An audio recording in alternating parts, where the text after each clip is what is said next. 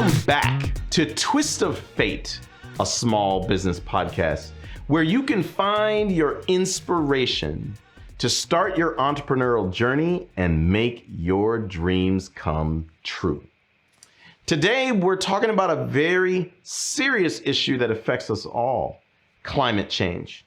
Now, I'm going to say leave the politics aside here, people. What we're talking about now is snow in Texas, fires in California, flooding throughout a lot of coastal cities. There is a reality to human life will have to adapt to become more balanced in our ecosystem in which we live. And you know what that means? It means we have to get more responsible about how we can adapt to improving our way of life and our means to improve the environment. So today's episode is dedicated to that. And I think we brought on a very special guest. His name's Alex Brown from Alga Biosciences, who's actually out to do something really amazing, which is to reduce methane production in agricultural works, which is a very innovative approach. Like, you're really going to be blown away by this.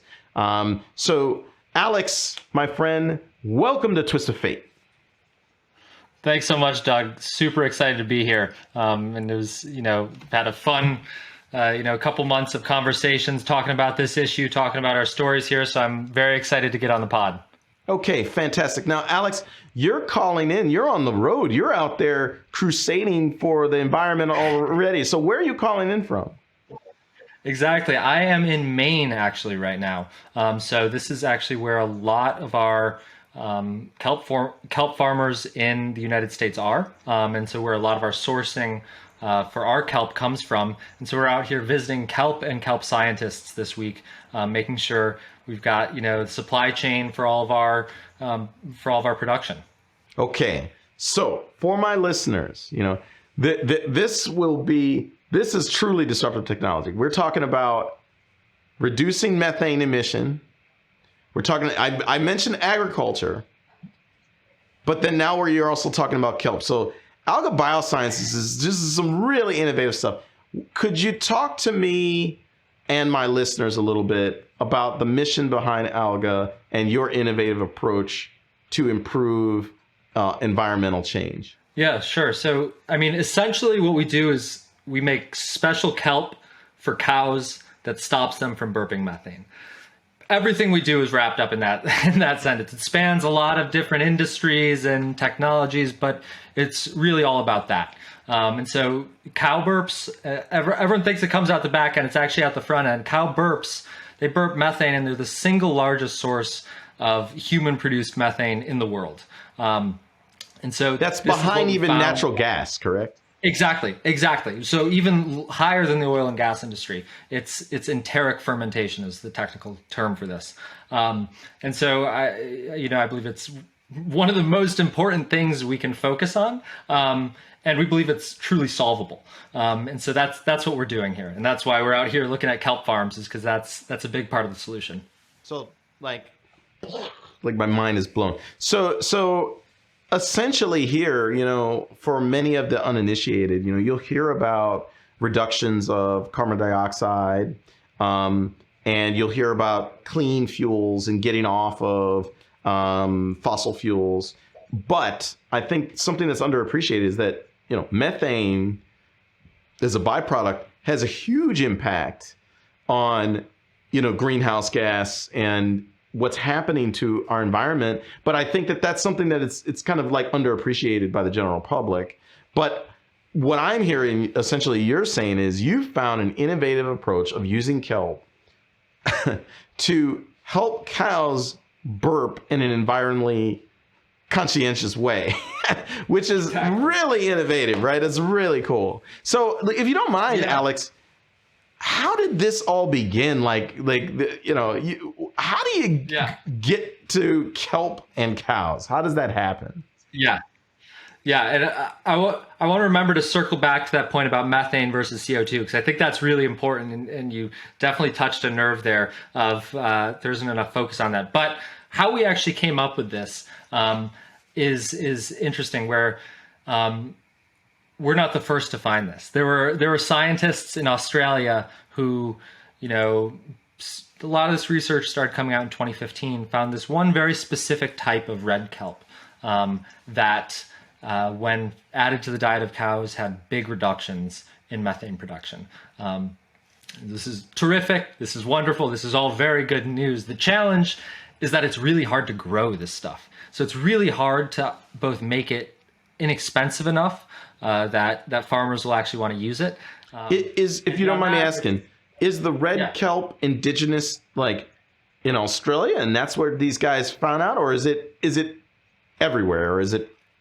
It's found in a lot of different geographies throughout the world, but I think its ability to grow out on the coast of Australia definitely was part of the reason why so much of the research was coming from there. And also they've been more focused on the methane emissions of their agricultural sector, I think, than the US has been, frankly. But then a lot of the research came out of the US as well. So it's kind of coming out of both places, and a lot of focus on this kelp. And it's really great at its impact, but hard to scale, hard to get farmers to actually want to use it. And I think even more than that. Why is that? Is it that the farmers are concerned that it would affect the cows, or it's just an added thing? No, it's just cost. It's just cost. It's very expensive. Yeah. And like in the US, there's a cattle farmer doesn't get a premium for his beef if it's methane free. There's not yet. So not yet. Exactly. So there's really there wasn't enough incentive yet, and it's challenging to grow. So lots of issues there. And so we kind of became really interested in this question of how would you make the solution a bit more scalable? And so this is where we really began focusing on the other types of kelp that are extremely fast growing and plentiful, and we already know how to grow and harvest them at scale. And how could we use those to have the same kind of methane reducing abilities as that special red Australian kelp? And so that's what we began working on. I was good friends with my co-founders, Caroline and Daria. Caroline McKeon and Daria Belatsky. Great people. I haven't met them yet, though. I haven't met them. Yeah, we keep them in the lab. Someone's got to do the actual work at the company. Exactly. So they are both scientists. So they were doing their PhDs in chemistry at UC Berkeley, we kept talking about this idea, talking about it more and more, and starting to say, hey, there might be a way to do this. Started exploring the different ways to do it, and eventually, kind of, we all committed to it, and they paused their PhD programs and have been full time as. And you were at UC Berkeley as well, right? No. So I actually I did my undergrad at University of Michigan, but was working out in San Francisco at a tech company for a number of years as chief of staff of engineering. So doing something totally separate from biology. But I think it's kind of interesting how there's a pretty large influx of people from the tech industry coming into the climate tech industry. Absolutely. And it's all these people that saw that you can really grow and iterate and build a product fast in tech. And they're like, okay, now let's do it for something that really matters. Yeah. So it's like, I'm hoping a lot of that ethos is spilling over into the work done in climate tech. Now, I don't know. So that's how we all kind of got together. I went to undergraduate school a little bit south of U of M. I went to Bowling Green State in Ohio. Yeah. So of course, in Ohio. I know exactly where you're coming from. So we're both kind of migrated out to the valley to better weather. Mm-hmm. But we want to keep that better weather the way it is, right? Like, we don't want things to change. Exactly. So you and I met at WeWork's Changemaker series, where they had brought individuals exceptionally working in the area of climate change technologies or renewable technologies. And, to your point about a lot of the people in tech transitioning into that was something that was in San Francisco. And I one, want to applaud you because you were the winner of the pitch competition there, which is amazing, right? That's amazing acknowledgement. Yeah. And, I was curious if you would talk a little bit about that experience for yourself and any secrets of success for my listeners that you would share about, how that experience went for you. Oh, I thought it was a ton of fun. The event was, I think there were 5 or 6 other kind of tech startups focusing on sustainability that were all pitching as well, and just really impressive group. And honestly, maybe the most fun part of the event was just kind of the green room in the back when everyone was hanging out beforehand and hearing what other folks were working on. There was one guy who was making, who turns out most of the honey in the world that we buy is actually fraudulent. And so he was working on solving fraudulent honey with better source. And so it was just fascinating, all the stuff that folks were working on. But the pitch itself was a lot of fun because there were really good judges. And you always have to play to the audience. And so I think we got really lucky that the audience and the judges were really good and really smart, and, asked really good questions at the end. So I think that was a huge part of what that made that event, fun and luckily successful for us. Where did you learn the art of the pitch? Because, the charisma was there. You don't realize, but I was eating out of your hand, like just eating out of it. So I think it could be helpful for a lot of listeners to hear, how did you cultivate that skill and what do you think creates a great pitch? Don't overcomplicate things. People want the product to sound harder or more complicated than it actually is. Mm-hmm. But it just is kind of frustrating as an audience member. So just say it really, really simply. Because that's going to be the actual, that's how you actually get into the meat of it rather than by distracting with buzzwords. I was invited by WeWork because they're, to your point about the audience, they kind of selected individuals that are in different spaces and had a kind of it's good networking for you guys to interact with people that can help you be successful, right? And to be open and transparent, one of my clients is an agricultural farm, and to be transparent, it's Forest Lake Farms. So they actually, it's a family-owned farm in Elk Grove, which is south of Sacramento. And they do 10-pound meat box delivery, kind of you get different customized meats that they vacuum seal and custom sous vide pack, and then you get 10 pounds of it, and it's mail order. And the first thing that hit me when I heard you talk was the claim of methane-free cows. And what's, to a lot of the uninitiated, that will that concept will just bounce right off. They may not get it, right? But I immediately got it, because to me, understanding the impact of methane on our environment, it immediately made me say, okay, now how much more responsible can we be as an agricultural provider to the general public than I can say that we have methane-free cows? So that's my personal stake where when I met you, I was like, I got to work with this guy. I have to reach out. I love that you caught on to that, because that's something that is not here yet. But I firmly believe that's going to be just as big as organic labels are now. Where, if you look at the climate tech space and all the folks working on climate, there's a huge challenge is understanding the carbon footprint of everything. And kind of the next step of that is providing visibility and transparency to the consumer of what the carbon footprint is of everything that they're consuming and buying. And a massive portion of that's going to be food.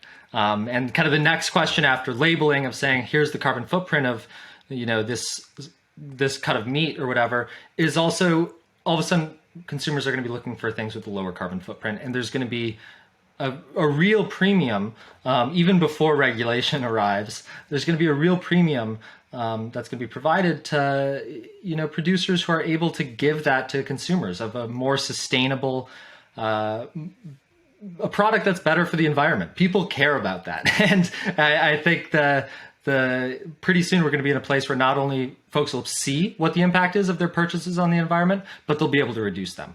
And we fully believe in that. And that's one of the reasons like we're very excited to talk to all these farms that have their own labels. Now, this message that you just reiterated to me was part of your pitch.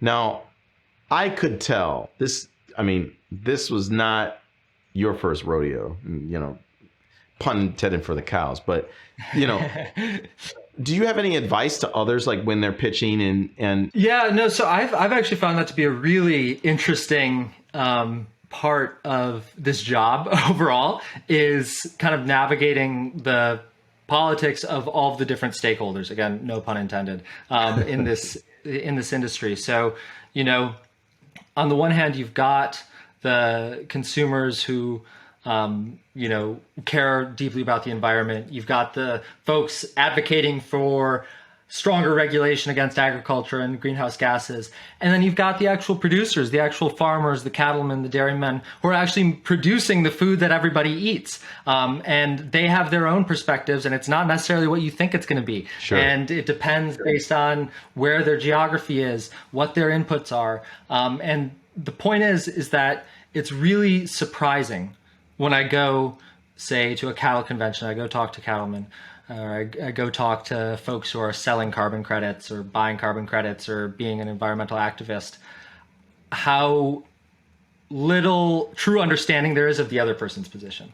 Sure, where sure. In actuality, everyone's got kind of caricatures of what the other side has. And in actuality, I think there are a lot of solutions out here where everybody's pretty happy with it, but it's very hard to see if you aren't interacting with all the different sides. So I think the most important thing has been really understanding what somebody's looking for, what their real beliefs are, that's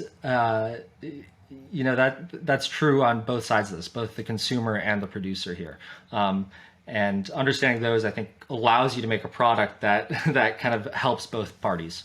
Okay, let's jump into this CO2 methane thing, because I think acknowledging the problem is an area that I think we still have our jobs cut out for us, right? Like that has nothing to do with the technology at all. It has more to do with people saying, well, look, we're reducing our CO2 emissions, so what's the big deal? What's the big deal? Right.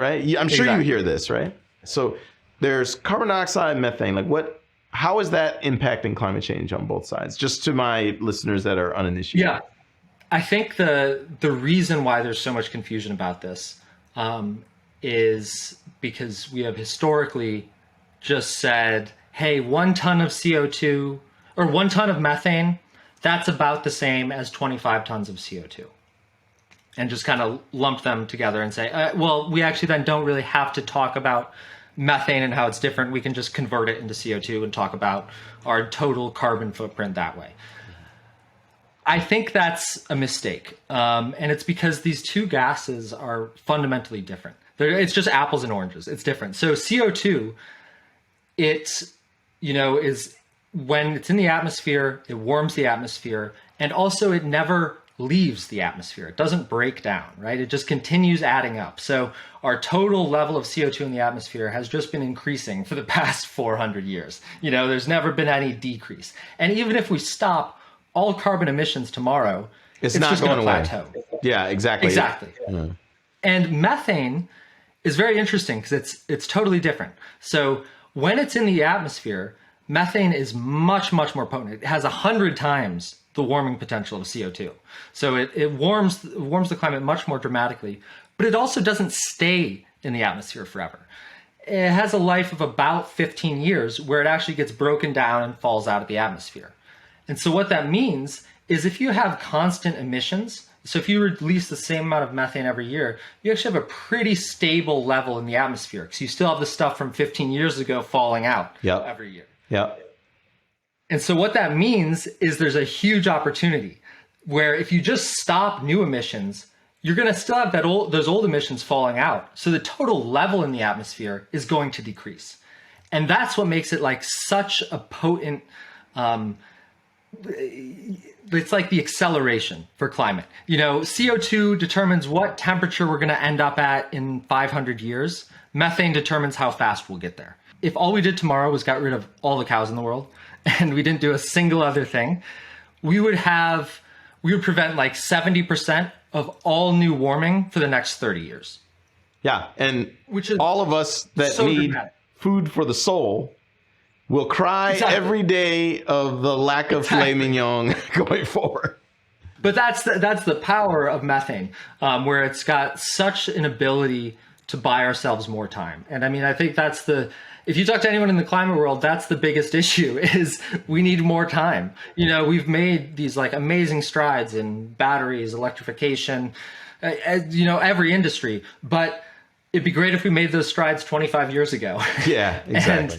And that's I think like the promise that methane reduction gives us is it gives us the ability to buy ourselves more time and do all the stuff that's even harder than dealing with cows and the other methane sources. So that's why, you know, I really believe that methane is like the greenhouse gas to target at this moment. You know, with cows being a major contributor of methane, as I understand, you have created an additive that the cows can eat. We won't taste it. They don't taste it. And as a result, their burping will be methane free. Exactly. And so we've completed live animal studies and we've got 100% methane reductions. 100%. Yeah. So we're pretty excited about that. We were hoping 70, 75%, but we'll take 100%. That's for sure. Is the additive changing something in their gut? Like they're now able to metabolize the methane, whereas before they couldn't? Yeah. So this is kind of my other core belief here, and why I got excited about this space is I just truly believe that methane is not a necessary byproduct of cattle digestion. If you look at what's actually going on in the microbiome, in the stomach of the cow, it's very different from like our stomachs, because what happens is they have so many bacteria, and that's actually where like a lot of the nutrition's being generated is bacteria breaking down, say, the grass that they're eating, and then that bacteria then gets digested by the cow. So it's much less straightforward than a typical gut. And so kind of our approach here is saying, actually, we think we can stop that methane production without like interfering with any of the other good digestion that's happening. Like it's not a necessary byproduct. It's just like a weird artifact of the fact that of how cows evolved and how we've moved them into domestication and factory farms and all that stuff. It's just not necessary. And so that's actually what we're seeing. And that's a really crucial thing here, especially when we talk about like the economics of farming, is that you can have methane reductions without making the cow, you know, less efficient, or, you know, it's not going to work if, you stop methane, but it stops growing also. That's not a good outcome here. So that's the good thing, is we can stop methane without interfering with anything else. The cow keeps growing, keeps producing milk. All of that's all good. Which is an incredible technical accomplishment. But then also on the business side, I mean, this additive, maybe, I guess it's for the farmer, there's new behavior, right? They're going to have some new process change where they add this additive to the feed for the cows. Then I'm sure some of the fear that you may face is there's an added cost, because, you know, agriculture or food is already kind of a commoditized industry. There's not much room for them on price negotiation. But I would argue there is value to methane-free meat, right? Like the same way there's value in organic meat, or there's value in whether it's grass-fed or grain-fed, and you know the beauty is in the eye of the beholder. There's certain buyers that will be sensitive to certain things. So maybe you want to talk about that, like for a farmer that's considering this technology, you know, am I articulating this correctly? Like, yeah. Why would a farmer actually adopt this? Right. That's the core question here. And I think that's actually one of the more exciting parts of our business, is because there are so many different routes, so many different reasons for a farmer to adopt this, and so many different routes for monetization. kind of like the most obvious one is, and probably the least interesting one, is in California, there's regulation coming down the pipeline. The livestock industry has to cut methane emissions by 40% by 2030. There's currently no way to do that. I was going to say, that's setting them up to fail, right? Like basically that would mean reduce the herd of your cattle, basically, or migrate to another state. Exactly. Well, I don't think they'll have to leave. I think we'll be able to get there. I feel pretty confident because there's going to be a pretty clear incentive there. And not only is that kind of a case where it's like there is just kind of a regulatory need, but there's also, it's important to think about other industries as well. So there are other industries that also have methane limits and incoming methane limits where it's going to be much harder to reduce their methane emissions there. And so in that sort of case, they're going to pay to reduce the methane emissions of, say, a cow.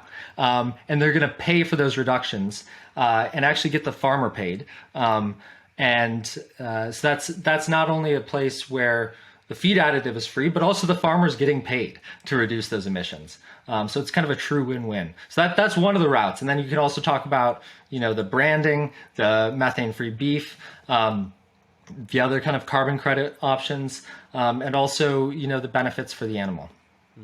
And you had mentioned about the farmers getting paid. I think it's like a new microeconomy of, wow, like that might help the farmers not only adopt the technology, but they actually there's an ROI to do it, right? Like, now, was that some work? Like, how does that process work? Yeah. So that has been a lot of work on our end. It's been kind of our other technical development here is understanding how to really quantify the methane emissions at a farm level. Because again, this goes back to like, before you can even reduce or feel confident that you're reducing, you got to actually know how much you're emitting. Yep. And so that's really important when you get into carbon credits and getting somebody to pay you to reduce your emissions. You have to have really solid numbers of what your emissions are.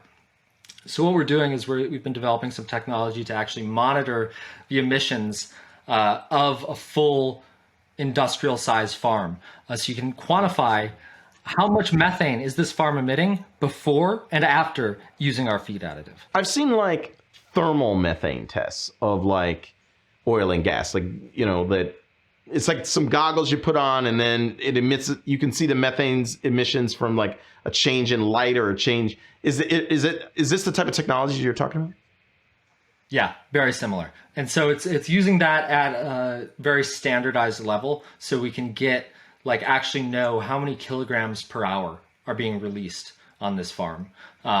And which is really, really powerful then when you see how many kilograms per hour after treatment, after they begin eating the feed additive.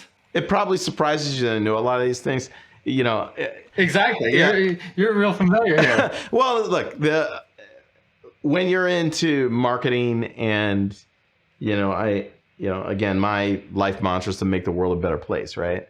In doing that, there's a variety of areas that we got to win.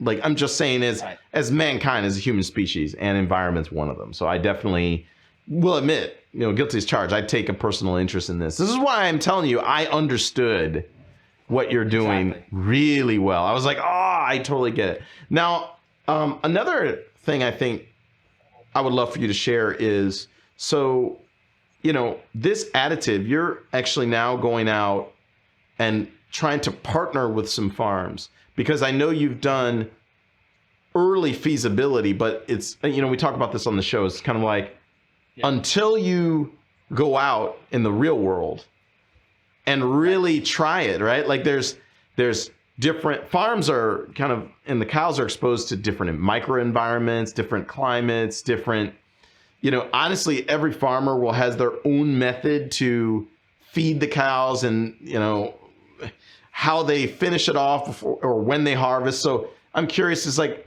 I'm assuming you're working to partner with certain farms. Maybe you want to talk a little bit more about that?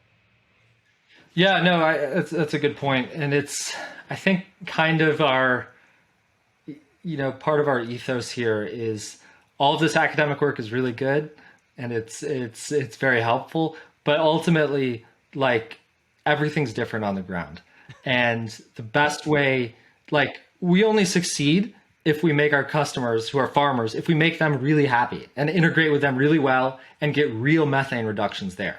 And so what we're doing is we're, rolling out commercial pilots to work with different farms, and we're looking for, working with a wide variety of farms, to, do these initial pilots and work very closely and say, hey, like, tell us how this worked with kind of your feeding routine. Is this, what would you change? What would make this easier? What would make this better? Because all these, as you said, there's so many different variables that are not represented at the academic trial level, even when you're working with live animals in an academic setting. And so that's been really, really crucial for us, is it's just work directly with those customers. They're going to they'll tell you what you need. And so that's a big focus for us, and what we spend a lot of time thinking about. Let's say in a perfect scenario, if there's a farmer out there listening, and don't be surprised, right? Like, you didn't think I'd be tied to a farm, right? Like, exactly. What's the process they follow to participate? They shoot me an email, and I come down there with a bunch of kelp, and we actually see if a pilot would be feasible, and talk through what they would need, talk through what we would need, and see if it'd be a good fit. We're very kind of one-on-one approach right now.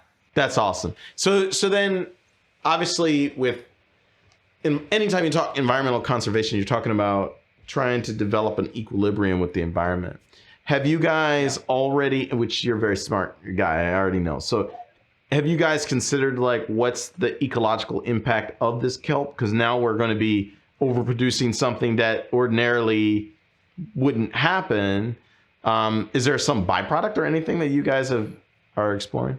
Yeah, so there's a lot of different routes we're looking at here. One of the things that makes me excited about this is the opportunity to help encourage more kelp farming along the Pacific coast.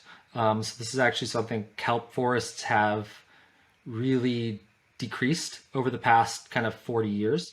What is kelp farming? What is kelp farming? Good question. It means different things to different people, but kind of the most industrial use case is essentially you plant strings, ropes with seeds on it, and then those seeds grow, and then you pull it in and harvest it. And so it also varies a little bit with species and climate. So, for example, in Alaska, it's a little bit more seasonal because they can use the fishing equipment and the fishing off season. And so it's still like an industry that isn't as fully developed here in the US as it really should be, or as I think it's going to be. So you look at contrast in Asia. In the right mind would want to farm kelp? Like, what do you do with it? Like, it's a natural occurring thing, but I don't know. Is that like a food delicacy in a certain part of the world? What is this kelp farming about? So that's part of why this market's much more developed in Asia. Is it's used in a lot of foods there, much more. So you've got a lot of kelp and seaweed that is used for the food industry. You also have that ramen that we both like, right? Like exactly, or those little seaweed snacks, those little flakes. And then there's also it's actually also really highly used in the cosmetic industry and the pharmaceutical industry, and that's just because kelp is a really interesting organism in that it produces a lot of these really valuable and hard to make bioactives that are really useful to extract and use, say, for pharmaceutical products or for cosmetic products. So there's lots of like face rubs and stuff, that sort of thing. I've seen it. So I've seen it at the store. I've seen this kelp-based like oils and different things like this. Yeah. Exactly. And also, some of it is also used for the agricultural industry, because some of it is used for kind of a fertilizer type thing, because there's so many minerals and nutrients in it that the soil needs. And some of it's used to feed livestock because, again, it's so rich in minerals and nutrients that are hard to get other places. But again, it's just less developed here than in Asia. And so that's why there's a lot of folks working on building out the kelp industry here. So then that means procurement for you of kelp resources there's obviously you want to encourage domestic production, but are you having to do some importing and like international work as well? Yeah, we're doing both right now, just to make sure we've got enough supply for all of our trials. And also, we're still doing so much R&D and iteration with different species of kelp from different parts of the world. Same species grown in a different ocean can have different level of minerals. And so there's so many variables here to explore, which kind of leave us talking to as many kelp farmers as possible, and talking to all these guys, frankly. Fascinating. There's like the vision of the future would be public service announcement: be American, grow kelp. Right? Exactly. Oh my God, you're speaking my language. Exactly. Okay, so I think this is a fascinating approach that you're taking, Alex. Like, I guess my view is whether you're successful or not, I think you're sparking the imaginations of individuals that may not be thinking down this road, and good things will happen. But for yourself, I'm just curious, like you've been, fighting the good fight on this. What does success look like to you? Like when do you feel like, hey, I've done my job here? Like what type of satisfaction do you feel personally that you're striving for? I think all of us at Alga Bio think about this actually purely in number of cows. Like I think about this always in number of cows who we've reduced the methane for. And there's 100 million cows in the US. And our goal here is to reduce or eliminate, 70 to 100% methane reductions for hundreds of millions of cattle. And that's what we believe is economically possible. And we also believe technologically possible, very there, but we think the incentives from economics are already there for hundreds of millions of cattle. And so that's what would make us feel like we've really, really achieved our goal here. It's amazing. So were you always an environmentalist, or like, where does this passion to help the environment and think this way come from? I think so. I didn't think I was, but then I was thinking back, and I remember like my sixth grade birthday, instead of bringing in pizza, I made the whole class watch An Inconvenient Truth, that climate change documentary. So I was like, oh, actually, maybe I was always kind of into this. I'd forgotten about that. But I think honestly, I think a lot of people my age, I got kind of disillusioned and felt a little hopeless about climate change for a long time, and felt like things were both getting much worse, and also there was very little you could do as an individual.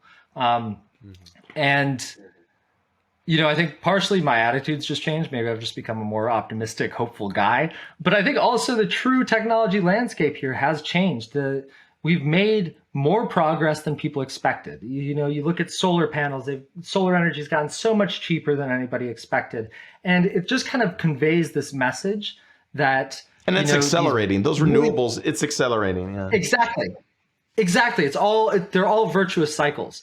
To be transparent with you, like I'm a homeowner in California. Yeah.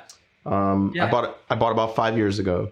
I can say I'm blessed and fortunate that I could buy land 5 years ago.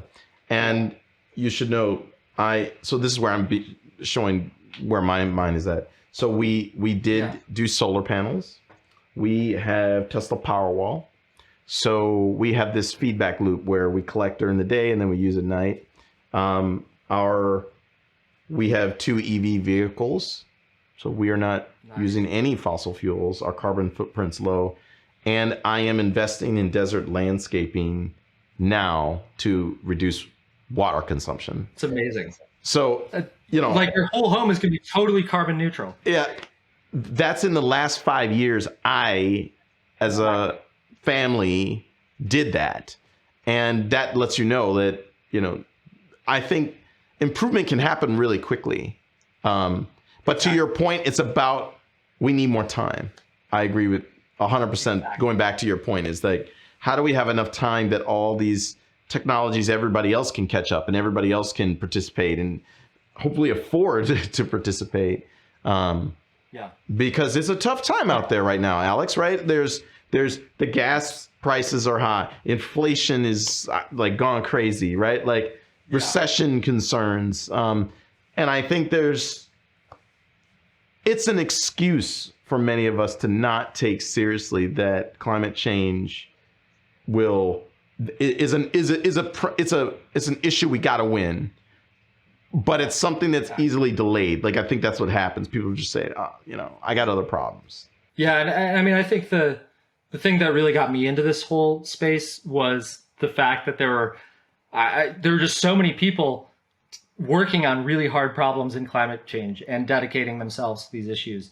And I mean, you see that there's so many cool startups out there working on things. And I think progress begets progress, like energy gets more people fired up. So I think all the energy that we've got is all because there are all these other companies doing this too and working on even much harder problems than cows. And so that gets us it's just exciting. It's exciting that so many people are tackling this. Yeah, no, I agree. So then you mentioned before that if I have some listeners and they're farmers that they can go to the Alga Biosciences website or, message you on LinkedIn, correct? And then they can participate. Just email me at alex@alga.bio. If you're interested in just shoot me an email and I'll give you a call and we'll see if it'd work out. And then, some of our listeners also, Alex, are investors. So maybe you want to talk a little bit about the company. So for Alga, are you pre-seed, seed? Are you Series A? Are you raising rounds? If you don't mind educating someone, because some of them may want to help out. Yeah, of course. So we actually raised our seed round about 4 months ago now. We closed our seed round. And so now we're just focusing on, taking our research to market. As soon as we do that, then we're going to start looking at kind of this next round of financing and really starting to scale up these operations to get into the order of millions of cattle that we're able to feed. It's always really interesting talking to investors because they have a perspective on the industry that individual operators don't, because it's just different. So it's a totally different perspective than the farmers or some of the people even in climate change, right? Yeah, totally. So your vision of the future is you are successful if even the cows in the United States are methane free. But can I go as far to say that you're an optimist? Like, yes. Are we going to win here, or is it depressing you because you know a lot about what's really happening? No, I'm really optimistic here, and here's actually how I break down the market for how we can get rid of cow burps. There's 1.5 billion cows worldwide. Of those 1.5 billion, there's a couple 100 million that we can reduce the methane emissions of fairly easily. Those other ones are harder, not technologically, but from a market perspective. Like, for example, the country of India is very hard. They have a lot of cows in India, but it's very not concentrated. Each, there's, a family will own one cow. Rather here, we've got, a farm that owns 10,000 cows. So it's harder to reach all of the different cows in some of these geographies. But so that I'm not pessimistic about that, but that's going to be like the next step. The first step is let's get all these easy cows. Let's get them stopping burping methane. And then let's work on all the harder cows next. But I mean, the point is that the incentive structure is there and the technology is there. We just need to make it happen now. And I've got a lot of faith that we're going to figure this out. So that's a great segue into my reflections of this episode, that I want to emphasize the key word optimism. I know things are hard out there. Concerns of recession, concerns of potential political violence in the United States, concerns of climate change. Whether you like it or not, you will probably be affected by changes in weather patterns. Yeah. And I think in some way, meeting you, Alex, has given me more hope that our smartest, our brightest aren't just going to take the easy cush job and make money but they're actually objectively starting to look at climate change in smart, innovative ways. And that goes beyond EV, that goes beyond that. And that's what I want to turn to my listeners and appeal to you. What you can note in this episode, if one thing that me and Alex did here, like, get educated about the world around you when it comes to climate change. Get educated on how your way of life may be impacting things. Whether that means you turn the shower water off a little earlier than you would have normally, whether that means you reduce your carbon footprint, whether that is, you even reading an article about how kelp can reduce methane in cows. Like, at the end of the day, if we all make our efforts here, this fishbowl of a world that we all swim in will be a better one. And, Alex, look, you're a crusader for the right things. And, for that, you have my respect. Thank you really for coming on this episode and talking with us. Thanks, Doug. This has been a ton of fun. And it's just like, it's always great to, talk with you. I always leave even more excited. So it's always a pleasure. And we're going to be working together. I got to tell you, you got to keep me in the loop. You got to put me on the front line and yell charge. And, I will go out there and fight in battle. I'm willing to throw my time, my effort, my resources in the same way you have to this cause. Like, this is more than, to me, of you being a client, or more than anything. This isn't even related to marketing. Like, I need you to win on this issue. We need you to win on this issue. If you like this content, breaking the fourth wall, talking to the group, please like, share, subscribe. We're trying to make free content like this to help you on your entrepreneurial journey, to be inspired, to have your vision and your optimistic view of the world, like Alex here. With that, I'm looking forward to talking with you all on the next Twist of Fate. Twist of Fate is hosted by Doug Younger. It's produced by John Lundvid and Matthew Brown at Ezo Creative. Moni Yu designs our graphics, and Enrique Pimentel manages our digital life. Our theme music is by Jamie Bathgate. Special thanks to all of our patrons. You can support the show by visiting patreon.com/twistoffate podcast. Thanks for listening.